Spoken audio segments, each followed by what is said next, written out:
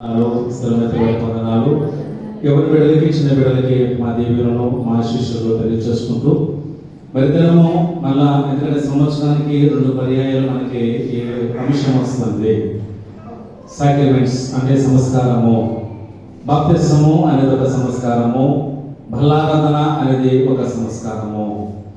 మన మెథడిస్ట్ సంఘాలు మాత్రము 2 సంస్కారాలు పాటిస్తారు. ఒకటి బాప్తిస్మము, రెండవది పరిశుద్ధ బల్లారాధన.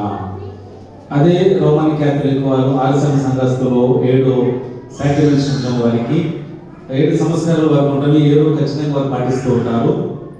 సరే, మనం మాత్రం మెథడిస్ట్ వారు కానీ మన సిఎస్ఐ బాప్టిస్ట్ ఇంకా అనేక సంఘాల వారు ఈ 2 పరిశుద్ధంగా ఆచరిస్తూ ఉంటారండి. బాప్తిస్మము అనేది క్రీస్తుకు అంటే పాప క్షమాపణకు గుర్తుగా ఉన్నది. ఈ ప్రభు భోజనము ఆరాధన, బల్లారాధన అనేది క్రీస్తు అంటే రక్తములకు శరీరములకు సాదృశ్యం ఉన్నది కనుక క్రీస్తులో మనమందరూ కూడా ఆయన రక్తంలో ఆయన శరీరంలో పాల్గొనలు పొందాలి. ఎందుకంటే నా శరీరము తిన నా రక్తము త్రాగిన వాడి నిత్య జీవానికి వారసులు అని అంటున్నారు. ఒకవేళ ఆయన శరీరంలో అంటే మనము బాప్తిస్మం అన్యులు దీనిలో పాత్రలు కాదు అనగా అన్యులు అంటే బాప్తిస్మం పొందనటువంటి వారు దీనిలో పాలు కాదు. ఎవరైతే బాప్తిస్మం తీసుకున్నారో వారు మాత్రమే ఈ క్రీస్తు యొక్క శరీర రక్తంలో పాల్గొనలు పొందుకోవాలి. చాలా మంది బాప్తిస్మం తీసుకుని అయోగ్యముగా వివేచన లేకుండా బలాలను పాల్గొంటున్నారు. బయట పాపము చేస్తున్నారు. వారికి ఉగ్రత అందుకే వివేచన లేకుండా అవేగ్యంగా తీసుకునే వారికి రోగములు అనేక బలహీనతలు వస్తున్నామని వాక్యంలో సెలవించాడు. కనుక మనము బలాలను పాల్గొంటున్నామంటే మరి క్రీస్తులో మనం పాలువారం అవుతున్నాము. ఆయన శరీరమును ఆయన రక్తమును అంటే శరీరము రక్తము రొట్టె రాక్షసంగా మారుతున్నవి కనుక అవి తీసుకుంటున్నప్పుడు మనము క్రీస్తులో పాలువారం అవుతున్నాం కనుక ఆ క్రీస్తులో పాలువారమే మనము క్రీస్తుకు సాక్షిగా ఉండాలి. అందుకే దినము మీకు మేము బల్లారాధన ఏర్పాటు చేసాము 5వ వారంలో. అలాగే మనమందరూ కూడా ఈ శరీరాంతంలో పాల్గొనలు పొందుకోవాలని తెలియజేస్తున్నాను. సరే, ఈరోజు నాడు అంశం కాదు కానీ మొన్న మిగిలిపోయినటువంటి అంశం నేను తెలియజేస్తా. ఏ వాక్యము? నిర్గమకాండము ఎన్నో చేయము 2వ అధ్యాయమా 4వ అధ్యాయము నిర్గమకాండము 4వ అధ్యాయము 2వ వచనము. నీకే గుర్తుంది? నీ గురించి అందరూ చెప్తున్నారు వాక్యం. ఎందుకంటే నీ వల్ల అందరూ తెలుసుకున్నారు. అందుకనే మొన్న ఈ వాక్యం కూడా ధర్మేశ్వరంలో చెప్పానండి. నేను చెప్పినప్పుడు అక్కడ ఒక తల్లి అంతమంది ఏదేదో కొనిస్తానని ఈ వాక్యం చెప్పిన తర్వాత అయ్యో మా బాబుకి నేను మాత్రం బైబిల్ కొనివ్వాలని జాయిన్ అవుతున్నాడు బాబు. మొట్టమొదటి మొన్నే బైబిల్ కొనిచ్చి బాబు దగ్గర బైబిల్ ఇస్తున్నా, చాలా జాగ్రత్తగా తీసుకో, నీ సెల్ ఫోన్ ఎంత వాడుతున్నావో అంతగా నిలిపోతుంది బైబిల్ వాళ్ళకు మనకు. అందుకని దీన్ని బట్టి అనేక మంది బైబిల్ కొనుక్కుంటారని బైబిల్ తీసుకొస్తారని దేవుడి సన్నిధిలోకి తెలియజేస్తున్నా. అంతేగాని నేను ఉద్దేశించే కాదు ఏమి. సరే, చదువుతాము. చదవండి. యెహోవా నీ చేతిలోనిది ఏమిటి అని అడిగాను. చాలండి. హల్లెలూయా, హల్లెలూయా. 2 మాటలు తెలియజేస్తా. నీ చేతిలోది ఏమిటి? ఈరోజు నాడు దేవుడు నన్ను అడుగుతున్న ప్రశ్న, నీ చేతిలో ఉన్నది ఏమిటి? ఏమైనా మన చేతిలో ఆదివారం వస్తే బైబుల్, మళ్ళా జ్ఞాపకం చేస్తున్నాం. ఆదివారం వస్తే బైబుల్, మిగతా ఆ రోజులు సెల్ ఫోన్లు, టీవీ రిమోట్లు. ఆడల చేతిలో రిమోట్లు, మగల చేతిలో సెల్ ఫోన్లు. ఆడల చేతిలో ఉన్నాయి సెల్ ఫోన్లు, లేవని అనట్లేదు నేను. ఈ సెల్ ఫోన్లు చేత చాలా మందిని పాటించేసేస్తున్నవి. అది దానివల్ల మనకు ఉపయోగం లేదు. మొట్టమొదటిగా తెలియజేస్తాను, ఈ నీ చేతుల్లో పరిశుద్ధ బైబిల్ గ్రంథం ఏం చేస్తానండి? అద్భుతమైన కార్యములు చేస్తుందని చెప్పాను. హల్లెలూయా. 2వది వాగ్దానం ఇస్తుంది అని తెలియజేస్తాను. 3వదిగా మనం చూసినట్లయితే 2 చెప్పానండి మీకు. నేను మళ్ళా చెప్పింది చెప్పి మళ్ళీ ఇసుకించాను. మిగతా 3వది నేను 3, 4, 5 తెలియజేస్తే ముగించేస్తాను. నిర్గమకాండము 17వ అధ్యాయము 9, 10 వచనాలు. మోషే యెహోషువతో మన కొరకు మనుషులను ఏర్పరిచి వారిని తీసుకొని బయలువెళ్ళి అమాలేకీయులతో యుద్ధము చేయము. రేపు నేను దేవుని కర్రను రేపు నేను నేను దేవుని కర్రను చేత పట్టుకొని ఆ కొండ శిఖరమున నిలిచెదను. హల్లెలూయా, హల్లెలూయా. ఇక్కడ దేవుని కర్ర అంటే నీ చేతిలో ఉన్నది పరిశుద్ధ బైబిల్ గ్రంథము, దేవుని స్వహస్తాలతో రాయబడిన గ్రంథము నీ చేతిలో ఉంది. అందుకనండి దేవుని కర్రను అన్నాడు. ఏమంటే దేవుని కర్రను ఏం చేస్తారు? చేత పట్టుకొని. అనగా మూడవది, నీ చేతిలో పరిశుద్ధ బైబిల్ గ్రంథం అంటే నీకు మూడవది ఏంటంటే విజయము. హల్లెలూయా, హల్లెలూయా. అపజయము, ఓటమి ఉండదండి. ఓటమి ఉండదు, అపజయం ఉండదు. నిజంగా నీ చేతిలో పరిశుద్ధ బైబిల్ గ్రంథాన్ని చేత పట్టుకుని ఉంటే అన్నింటిలో నీకు ఏమిస్తాడు దేవుడు? ఒకవేళ ఒక్కసారి అవకాశం రాకపోయినా కానీ నీ కొరకు మరొక అవకాశం దేవుడు కల్పిస్తాడు. హల్లెలూయా. అంతేగాని ఇప్పుడు ఒకవేళ అవకాశం రాలేదనుకో దిగులు చెందవలసిన పని లేదు. చెప్పే కదా, ఆశ కలిగిన ప్రాణమును ఆయన దేవా మేము నీ యందు నిరీక్షణ కలిగి ఉన్నామని చదివే. ఈరోజు ఉత్తరపక్షంద్ర పాట భాగాల్లో ఏమని దుప్పి నుంచి ఒకరి కొరకు ఆశపడుచున్నాను దేవా, మా ప్రాణము నీ కొరకు ఆశపడుచున్నది. ఆశ కలిగిన ప్రాణమును ఆయన తృప్తి పరిచేది. ఒకవేళ మనకి ఈ రోజు అవకాశం రాలేదనుకోండి, మరొక అవకాశం దేవుడు మనకి ఇస్తాడు. మన ఏళ్ళలో దేవుని ప్రణాళిక ఏంటో మనకైతే తెలియదు. దేవుని చిత్తము, దేవుని ప్రణాళిక. హల్లెలూయా. ఆయన చిత్తానికి మనమైతే లోపడవలసినటువంటి వారిని. చూడండి, ఇక్కడ మూడవదిగా ఏంటంటే విజయము. హల్లెలూయా, హల్లెలూయా. ఇప్పుడు ఇక్కడ యుద్ధము జరుగుతున్నది ఎవరితోనంటే అమాలేకీయులతో యుద్ధము జరుగుతున్నదండి. అమాలేకీయులతో యుద్ధము జరుగుతున్నది. మోషే ఎక్కడ కూర్చున్నాడంటే కొండ శిఖరము పైన కూర్చున్నాడు. హల్లెలూయా, హల్లెలూయా. అంటే కొండ శిఖరం పైన ఆయన కూర్చున్నాడు. ఆయన అసలు వాస్తవంగా ఆయనకి యుద్ధానికి రావాల్సిన పని లేదండి. యెహోషువ యుద్ధ నైపుణ్యత కలిగినటువంటి వాడు. కాలేబు కానీ, తర్వాత ఎఫ్రాయిము కుమారులు కానీ, మనష్షే కుమారులు, వీళ్ళిద్దరు ఎవరు అంటే యెహోషువ కుమారులు అండి. యోసేపు కుమారులు అండి. ఎవరు? ఎఫ్రాయిము, మనష్షే. దేవునికి స్తోత్రం. హల్లెలూయా. వీళ్ళు వారి సంతానం అంతండి యుద్ధ నైపుణ్యత కలిగినటువంటి వారు. ఎందుకనంటే వారు ఐగుప్తు దేశంలో ఉన్నారు కానీ ఆ ఐగుప్తు దేశంలో యుద్ధ విద్యలన్నీ కూడా వారికి తెలుసండి వారికి. సరే చూడండి, మోషే ఏమని తెలుసా? ఇగో ఆ కొండ శిఖరము పైన నేను కూర్చుంటాను, మీరు యుద్ధము చేయండి, నేను చూస్తాను అన్నారండి. హల్లెలూయా. దేని చేత పట్టుకుని? దేవుని కర్రను చేత పట్టుకుని ఏం చేస్తున్నానండి? ఆ శిఖరం మీద నేను కూర్చుంటాను అన్నాడండి. హల్లెలూయా, హల్లెలూయా. యుద్ధము చేయండి, ఎవరితో అమాలేకీయులతో యుద్ధం చేయండి, ఆ కొండ శిఖరం పైన నేను కూర్చుంటాను అన్నాడు. కూర్చున్న ఆయన ఏమండి ఆ చేతికర్ర పైకి ఎత్తినప్పుడు ఎవరికి చేయగలుగుతున్నది? ఎవరికి చేయమండి? ఇశ్రాయేలీయులకి చేయము. హల్లెలూయా, హల్లెలూయా. చేతుల కర్ర పట్టుకుని చేపట్టుకున్నప్పుడు ఎత్తినప్పుడు ఎవరికి చేయగలుగుతున్నదంటే ఇశ్రాయేలీకి చేయగలుగుతున్నది. తన బరువెక్కువయ్యి ఆ చేయి కింద దించుతుంటే ఎవరికి చేయగలుగుతుంది? అమాలేకీయులకి. హల్లెలూయా. ఇశ్రాయేలు ఓడిపోతున్నారు. అది చూశారు ఎవరో? యెహోషువ చూశాడు. యెహోషువ చూసి అప్పుడు హూరును అనే ఆయన్ని, అహరోను అనే అంటే మోషే సహోదరు అహరోను, ఊరు అనే వారిని ఏం చేశారంటే హూరు అనే వారిని పంపించి యుద్ధము జరిగేంత వరకు కూడా ఏం చేసింది? ఆ మోషే చేతులని చేతికర్ర పట్టుకుని ఆ చేతితో పైకి ఇచ్చాడండి. హల్లెలూయా. ఎవరండి? సాయంకాలం యుద్ధములో జయము పొందుకున్నంత వరకు ఆ కర్ర చేత పట్టుకుని అటొకరు ఇటొకరు, కుడి పక్కన ఒకరు, ఎడమ పక్కన ఒకరు, రెండు చేతులు పైకి ఎత్తించారండి. ఎవరి చేతిలో?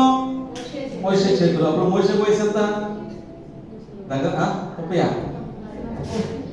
90 సంవత్సరాల దగ్గర ఉన్నాయి ఆయనకి. 90 నుంచి 100 సంవత్సరాల దగ్గర ఉన్నాయండి. దేవునికి స్తోత్రం. హల్లెలూయా. ఏమండి ఇప్పుడు మనమే ఉన్నామండి. ఎంత వైపు మనిషి పైకి ఎత్తగలరు? ఒక 5 నిమిషాల్లో ఎత్తితే చెయ్యి బరువు వెతుమిరికి. ఎందుకని? ఈ రక్త ప్రసరణ తర్వాత మాత్రమే ఉండదు. తర్వాత పైకి ఎత్తితే ఈ రక్త ప్రసరణ కనుక ఏమైపోతాయి? ముద్దుబరిపోతాయి. ఎంత టైం ఉండగా అందుకని చేతులు ఎత్తి ప్రార్థన చేయండి.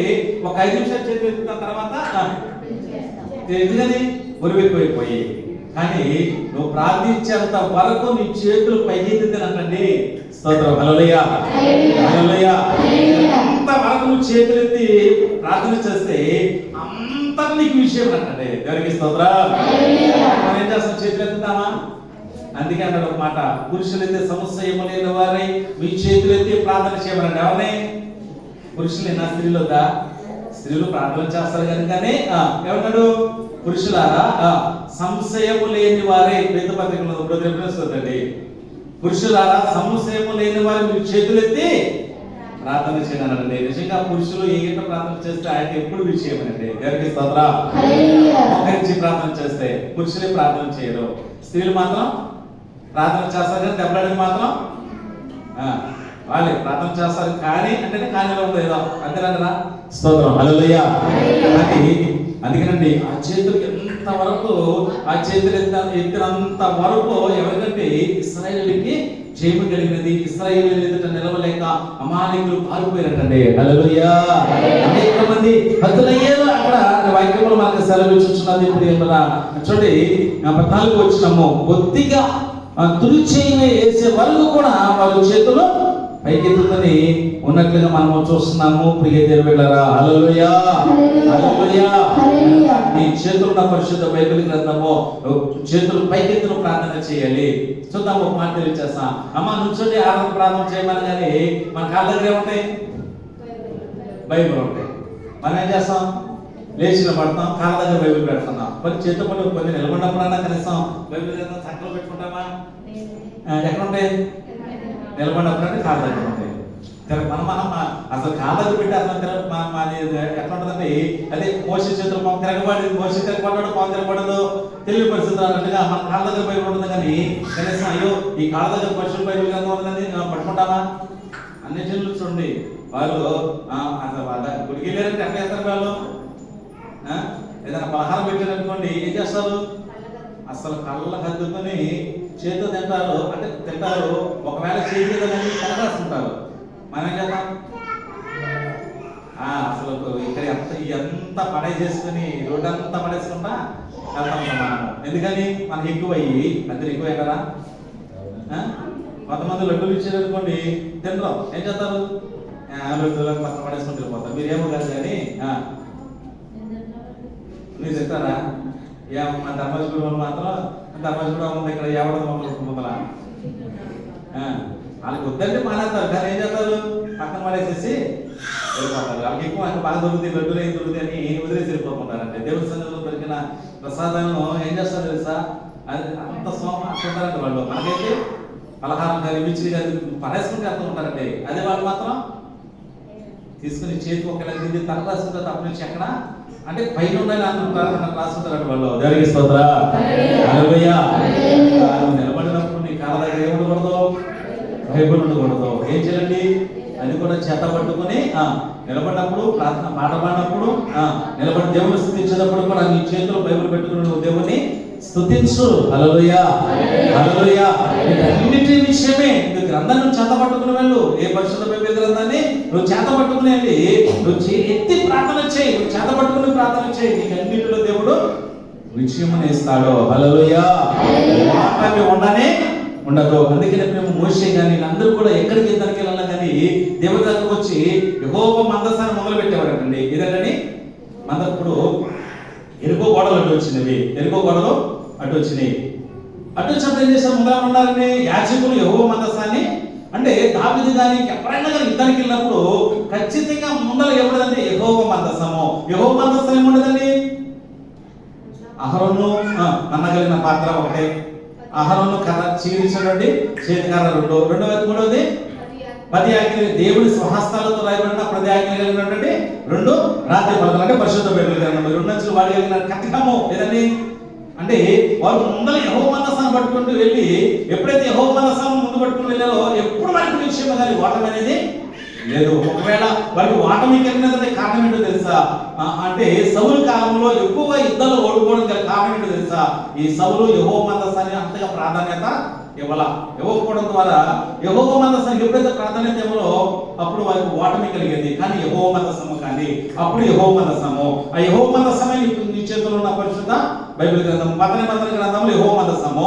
ఈ మన కాలంకి వచ్చేసరికి మందసాలు లేవు కానీ పరిశుద్ధ బైబిల్ గ్రంథం నీ చేతుల్లో కనుక నువ్వు చేత పట్టుకుని నువ్వు దేవుని స్తుతించు. అన్నింటిలో దేవుడు విషయం ఇస్తాడు. హల్లెలూయా. ఆటనే ఉండదు, నీ కోరికను సిద్ధింపచేస్తాడు. నువ్వు ఏమి కావాలనుకున్నావో నీ కార్యములను ఆయన సఫలపరిచే దేవుడు మన దేవుడు. హల్లెలూయా. సంఖ్యాకాండము 21వ అధ్యాయము 8వ వచనము. సంఖ్యాకాండము 21వ అధ్యాయము. మోషే ప్రజల కొరకు ప్రార్థన చేయగా యెహోవా నీవు తాపకరమైన సర్పము వంటి ప్రతిమను చేయించి స్తంభము మీద పెట్టుము.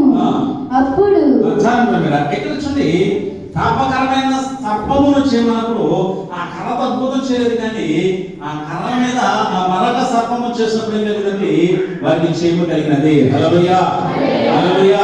నిజంగా నీ చేతిలో పరిశుద్ధ బైబిల్ గ్రంథం ఉంటే అన్నిటిలో నీకు చేయమే. ఇక 4వది మనం చూద్దాము. నిర్గమకాండము 17వ అధ్యాయము 5, 6 వచనాలు. నిర్గమకాండము 17వ అధ్యాయం. అందుకు యెహోవా నీవు ఇశ్రాయేలీయుల పెద్దలు కొందరిని తీసుకొని ప్రజలకు ముందుగా పోము. నీవు నదిని కొట్టిన ఈ కర్రను చేతి పట్టుకొని పోము. ఇదిగో అక్కడ హోరేబులోని బండ మీద నేను నీకు ఎదురుగా నిలిచెదను. నీవు ఆ బండను కొట్టగా ప్రజలు దానిలో నుండి నీళ్లు బయలుదేరని మోషే ఇశ్రాయేలీయుల ఎదుట అట్లు చేసెను. హల్లెలూయా. హల్లెలూయా. హల్లెలూయా. ఏం చేశాడండి? ఏం చేశాడు? అట్లు. ఏ అట్లు? ఇంట్లో ఉంటున్నట్లా ఎట్లు చేశాడు? దేవుడు చెప్పినట్టుగానే చేశాడు అట్లు. అంతేగాని ఇంట్లో అట్లు వినకుండా అట్లు అట్లు కాదు చేశాడు అంటే గమనించండి. మీరు మొట్టమొదటిగా అద్భుతమైన కార్యములు చేస్తున్నది మోషే చేతిలో కదా, రెండవది మోషే చేతిలో కదా వాగ్దానం చేస్తున్నది, మూడవదిగా మోషే చేతిలో కదా విషయం ఇస్తుంది, నాలుగవదిగా మోషే చేతిలో కన్నా ఆకలి తీర్చుచున్నది, లేకపోతే అవసరాలను తీర్చుచున్నది. హల్లెలూయా. నిజంగా నీ చేతిలో పరిశుద్ధ బైబిల్ నేను నీ వాక్యం నన్ను బ్రతికించేది, నా మాటలో నెమ్మదినిచ్చేది నీ వాక్యమే అన్నాడు. హల్లెలూయా. నీ వాక్యము నా పాదములకు దీపము, నా త్రోవకు వెలుగు. దేవుని యొక్క వాక్యము అంటే నీ వాక్యమే నన్ను బ్రతికించేది. అంటే మనం బ్రతికించేది ఈ దేవుడు. అందుకని ఒక మాట అండి, అపవాదిని శోధించడానికి అపవాది తీసుకెళ్లి దేశం ప్రభుత్వాన్ని తీసుకెళ్ళినప్పుడు ఆయన ఆకలి కొన్నప్పుడు ఈ రొట్టెలను ఈ రాళ్ళను రొట్టెలుగా చేసుకుని తినమన్నాడండి. ఆయన ఉన్నాడు మనిషి కుమారుడు, మనుష్యుడు రొట్టె వలన కాదు కానీ దేవుడు వచ్చును ప్రత్యేక మాట వలన జీవించును. గారికి స్తోత్రం. హల్లెలూయా. ఇప్పుడు వారు ప్రయాణమై వస్తున్నారు. హోరేబులోకి వచ్చేసరికి వారికి ఏం లేదండి, నీరు లేదు, తాగడానికి నీరు లేదండి. ఏమిటి, మనకి తింటాకి అన్ని ఉన్నా కానీ తాగడానికి నీరు ఒక గంట నీరు లేకపోతే ఉండగలరా? చెప్పండి, ఉండలేమా? అందుకని గ్లాసు చన్నీళ్ళు ఇచ్చి నీ గడప సరళంగా అంటారు. భోజనం పెట్టకపోతే పర్లేదు కానీ ఏం కోరుకుంటారండి?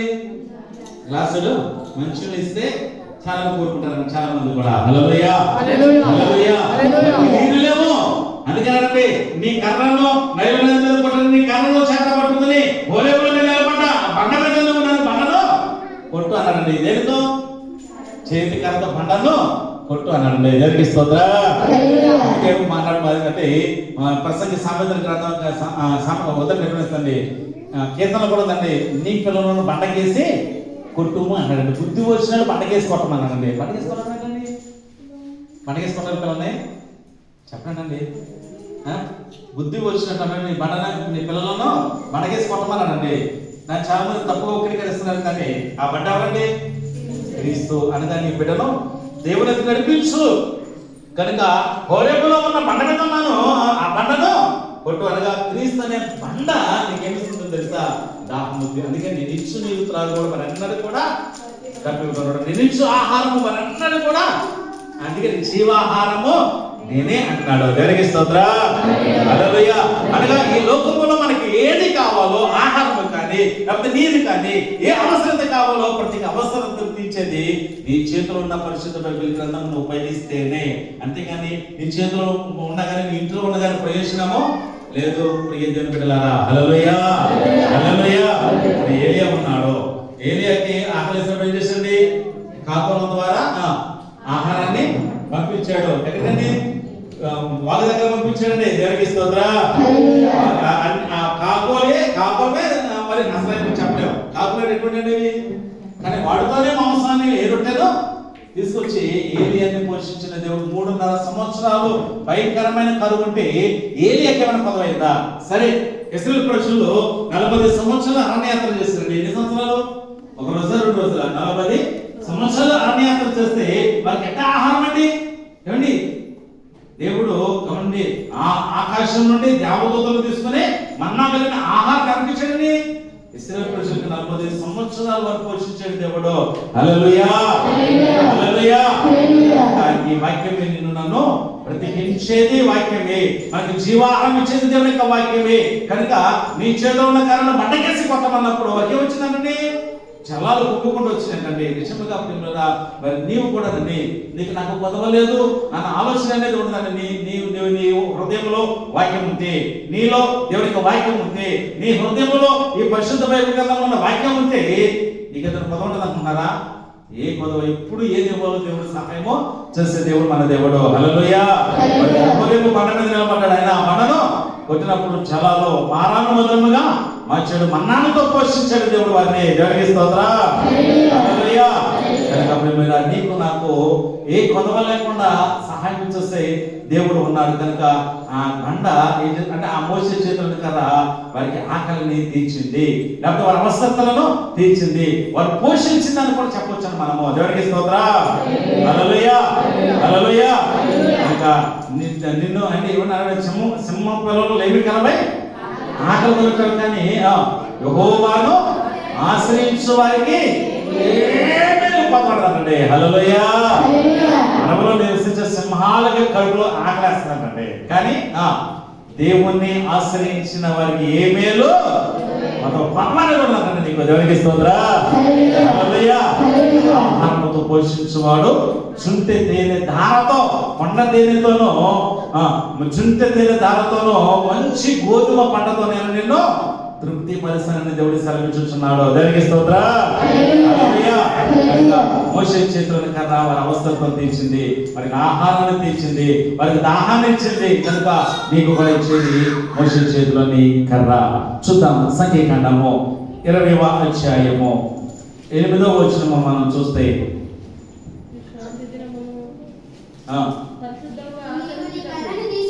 నీవు నీ కర్రను తీసుకొని నీవును నీ సహోదరుడైన అహరోనును పోగు చేసి ఆ బండతో మాట్లాడుము, అది నీళ్ళిచ్చును. నీవు వారి కొరకు నీళ్లను బండలను రప్పించి సమాజమునకును వారి పశువులకు త్రాగుటకు ఇమ్ము. దేవునికి స్తోత్రం. హల్లెలూయా, హల్లెలూయా. బండతో మాట్లాడుము, బండ ఇస్తుంది, నీళ్ళు ఇస్తుందండి. దేవునికి స్తోత్రం. హల్లెలూయా. నీ అవసరత తీర్చేది నీ చేతిలో ఉన్న పరిశుద్ధ బైబిల్ గ్రంథము అన్నాడు. మోషే చేతిలో నుండి ఆ గ్రంథము నిర్మించింది. ఇక ఆఖరిగా చెప్పేసి ముగించేస్తా. నిర్గమకాండము 18వ అధ్యాయము 15వ వచనము. 18వ అధ్యాయము 15వ వచనము. దేవుని తీర్పు తెలుసుకొనుటకు ప్రజలు నా యొద్దకు వచ్చేదారు. చాలండి. ఇంకొక మాటలో తెలియజేస్తాను నేను. ద్వితీయోపదేశ కాండము 32వ అధ్యాయము 52వ వచనము. ద్వితీయోపదేశ కాండము 32వ అధ్యాయము 52వ వచనం. ఎదురుగా ఆ దేశమును చూచెదవు, కానీ నేను ఇశ్రాయేలీయులకు ఇచ్చుచున్న ఆ దేశమున నీవు ప్రవేశించవు. చాలు, నువ్వు బైబిల్ మూసేసేయండి. దేవునికి స్తోత్రం. హల్లెలూయా, హల్లెలూయా. మోషే చేతులను కదా అద్భుతాన్ని చేస్తుంది. గుర్తుంచుకోండి, మీకు ఎందుకు తరతరాలు చెప్తానంటే మీరు గుర్తుంచుకుంటారని. మోషే చేతులను కన్నా వాగ్దానం చేస్తుంది. మోషే చేతులను కన్నా విజయమునిచ్చింది. మోషే చేతులను కన్నా ప్రజలను పోషించింది. ఇక ఆఖరిగా మోషే చేతులను కన్నా తీర్పు తీర్చింది. హల్లెలూయా, హల్లెలూయా, హల్లెలూయా. గమనించండి, చాలా మనం ఈ వాక్యం చెప్పాలంటే చాలా ఉండదండి. ఎందుకంటే మనకి ఇప్పుడు మోషేకి తీర్పు తీర్చింది. ఏమని తీర్పు తీర్చింది? అంటే నీవు కానాను చూస్తావు కానీ దానిలోనికి నీవు చేరవు అన్నది మనం ద్వితీయోపదేశ కాండంలో చదువుకున్నాం. నిర్గమ కాండంలో వచ్చేసరికి ఏమంటే ప్రజలు ఎదుట నీవు నీ చేత కర్రను పట్టుకొని నీవు తీర్పు తీర్చుము అన్నాడు. దానికి స్తోత్రం. హల్లెలూయా. అంటే చూడండి, మోషే ఎక్కడ చేరలేదు, తీర్పు తీర్చాడు. ఎవరికి? మోషేకి దేవుడు తీర్పు తీర్చాడు. ఏమని? నువ్వు చూస్తావు కానీ చేరలేమన్నాడు. దానికి స్తోత్రం. ఎవరు చేయలేరు? యెహోషువ కాలేవు. ఇంకా వెళ్ళదంటారా? 6 లక్షల కాలుబలం అన్నారు కదండి, వాళ్ళు వెళ్ళలేదా? ఎవరు వీళ్ళిద్దరు ఎందుకు వచ్చింది పేరు? డౌట్ వచ్చింది మీకు ఏమన్నా? నేను అన్నది అర్థమైందా? యెహోషువ కాలేవు ఇద్దరైనా చెల్లింది. 6 లక్షల కాలుబలం చేయండి. 6 లక్షల కాలుబలము కణానికి చేరిందండి.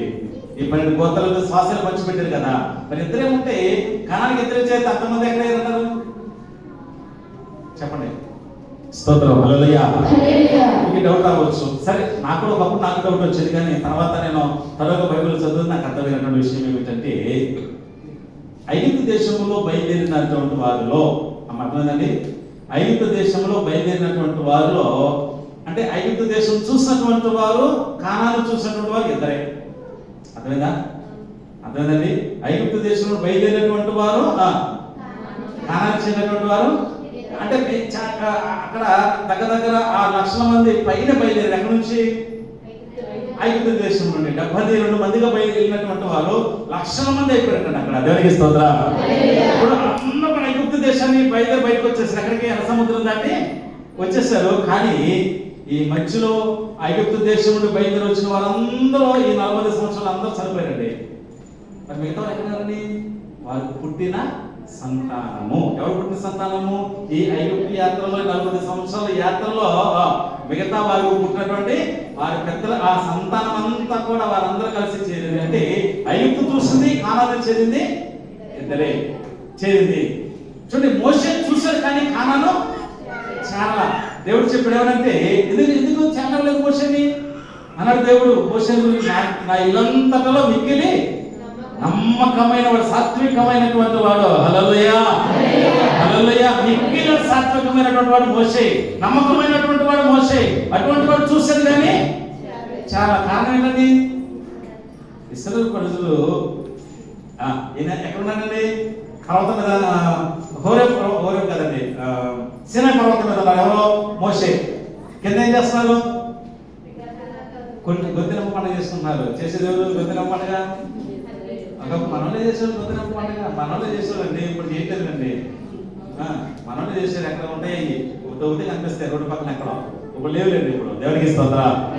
ఈ గొంతెనమ్మ పండుగ చేస్తారండి. ఎవరో ఇశ్రాయేలు అందరూ గొంతెనమ్మ పండుగ చేస్తుంటే పైన మోసే పడితే అప్పుడు తట్టుకోలేక దేవుని సహస్రాలతో రాయబడి ఆ పలకలను ఏం చేశాడండి? కిందకి ఇస్త్రీ వేశాడు. ఎవరు కోపం పుట్టించాడు?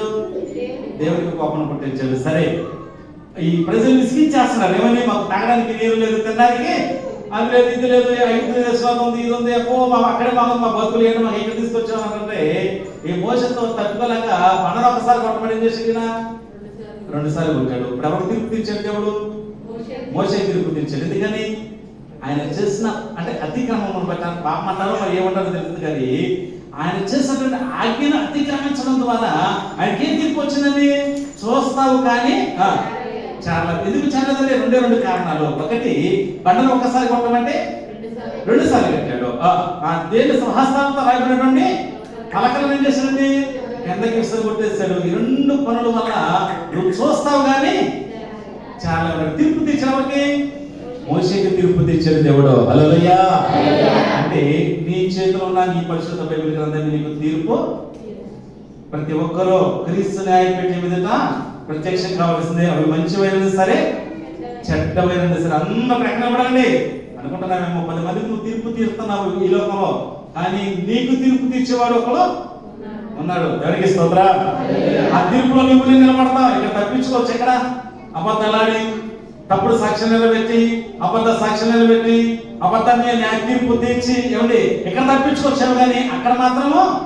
అందుకని వేరొక గ్రంథం, ఈ గ్రంథం కదంటే వేరొక గ్రంథము తెరవబడినది. దానికి స్తోత్రం. ఆ గ్రంథంలో నీకు పేరు లేకపోతే ఏమున్నది? అందుకేనండి, మేలు చేసిన వారు జీవపు పునరుద్ధానానికి వెళ్తారు, కీడు చేసిన వారు తీర్పు పునరుద్ధానంలోకి బయటికి వస్తారు. హల్లెలూయా, హల్లెలూయా. కనుక ఈ పరిశుద్ధ బైబిల్ గ్రంథమే నీకు నిన్ను తీర్పు తీర్చేది. ఈ పరిశుద్ధ బైబిల్ గ్రంథమే నిన్ను పరలోక రాజ్యం చేర్చేది. పరిశుద్ధ బైబిల్ గ్రంథం అన్నిటి చేత నీ చేతిలో గ్రంథాన్ని పెట్టుకో, గ్రంథాన్ని చేత పట్టుకు నువ్వు దేవుని స్తుతించు. హల్లెలూయా. మోషేకు తీర్పు తీర్చిన ఈ పరిశుద్ధ బైబిల్ గ్రంథము అమ్మా నీకు తీర్పు తెచ్చదా? ఒకవేళ ఈ గ్రంథము కాకుండా వేరే గ్రంథములో నీ పేరు లేదనుకోండి, ఏమండి, రేషన్ కార్డులో పేరు లేకపోతే, ఆధార్ కార్డులో పేరు లేకపోతే, వాటర్ లిస్ట్ లో పేరు లేకపోతే, సంఘ లిస్ట్ లో పేరు లేకపోతే నాన్న యాగి చేసేస్తాం. ఎక్కడ కాదు మనకు కావాల్సింది, ఎక్కడ పేరు సంపాదించుకోవాలండి? దేవుని గ్రంథములో. హల్లెలూయా. దేవుని జీవ గ్రంథములో నీ పేరు లిఖించుకో. అక్కడ ఉండాలండి. ఎవరికి స్తోత్రం. హల్లెలూయా, హల్లెలూయా. ఉన్నా ఒకసారి నా పేరు, నా దేవుని జీవ గ్రంథం నా పేరు ఉందని మీరు అనుకున్నారా? లేదు, అనుకోలేదు. కానీ జాగ్రత్త. తీర్పు తీర్చేది మోషే తీర్పు తీర్చింది పరిశుద్ధ బైబిల్ గ్రంథం. జాగ్రత్త, చేతిలో ఉన్న గ్రంథమే నిన్ను తీర్పులోనికి నడిపించేది. దేవునికి స్తోత్రం. అవి మంచివైనా సరే అందరూ కూడా తీర్పులో నిలబడవలసినదే. మోషేకి తీర్పు తీర్చినది మోషే చేతిలోని కర్రే. ఎవరికి తీర్పు తీర్చింది? మోషేకి తీర్పు తీర్చింది. దేవునికి స్తోత్రం.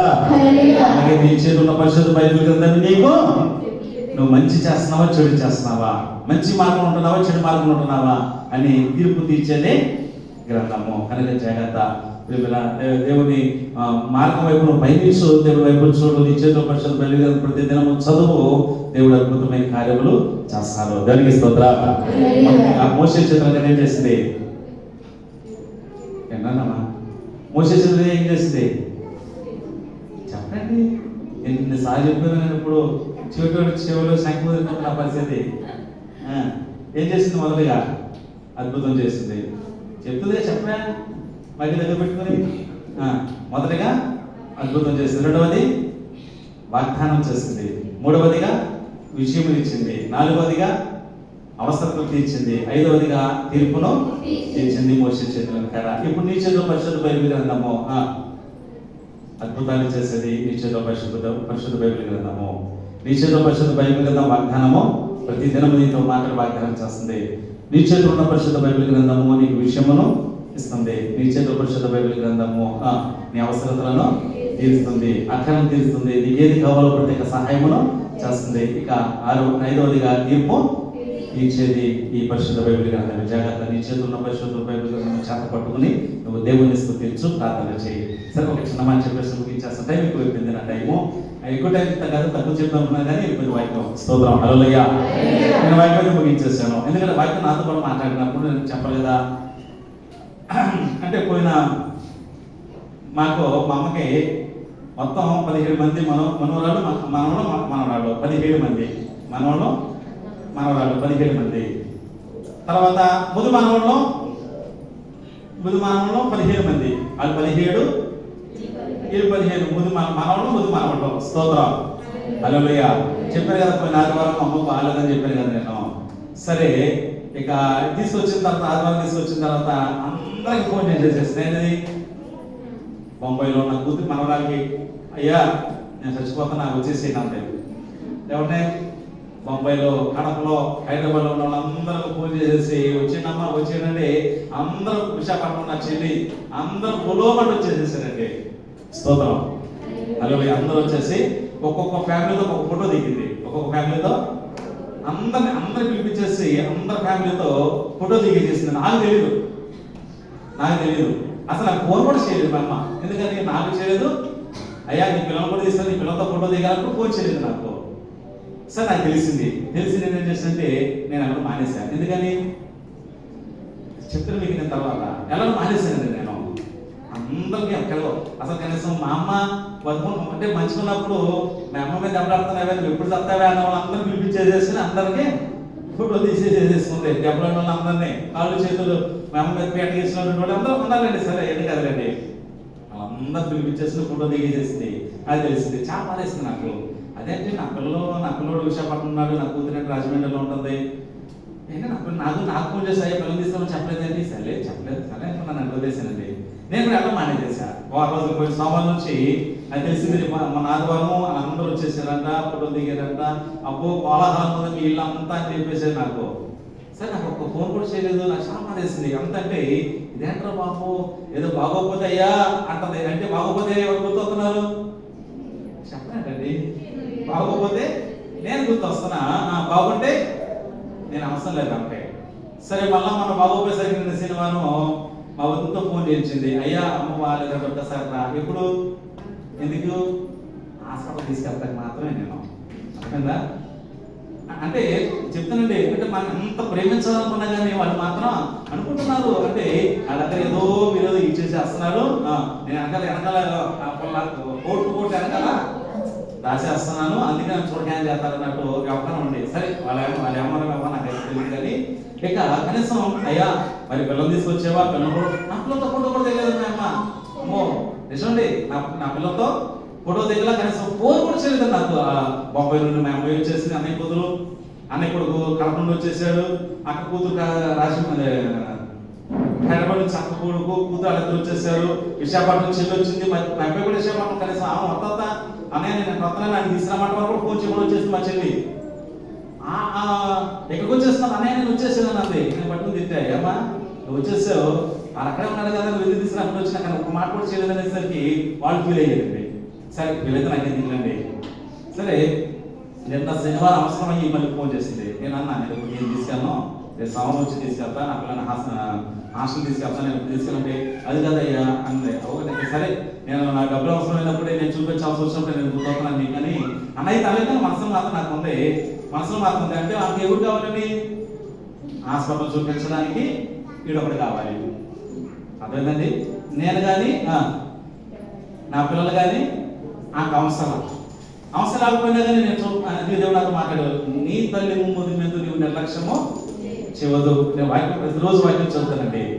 ఇట్లా చేస్తానని దేవుడు మన ముందలే ప్రేరేపణ కలిగించేసాడు, ఆమెను నిర్లక్ష్యం చేయొద్దని అన్నాడు. అమ్మగారు నేనైతే చాలా బాధపడ్డావు. ఏంటి ఎంత చేస్తున్నా కానీ ఇప్పుడు మనకు గుర్తులే, పిల్లలన్నా గుర్తురాలేదు ఆమె. కనీసం నిన్న కూడా అయితే కనీసం అమ్మ పిల్లలు అంటున్నారని కూడా అడగలేదు. మమ్మల్ని హాస్పిటల్ మాత్రమే తీసుకెళ్ళాలి నేను. సరే దేవుడు మాత్రం వాళ్ళకి ఇష్టం లేదేమో. అది ఏంటంటే ఇక్కడికి ఏదో అప్పల వెనకాల ఉన్నాయి. ఏంటిది నా బాధ ఎవరు తెలిసింది, అక్కడికి వెళ్ళి పిల్లలు ఆమె వెళ్ళి అంత ఎందుకు అవ్వండి.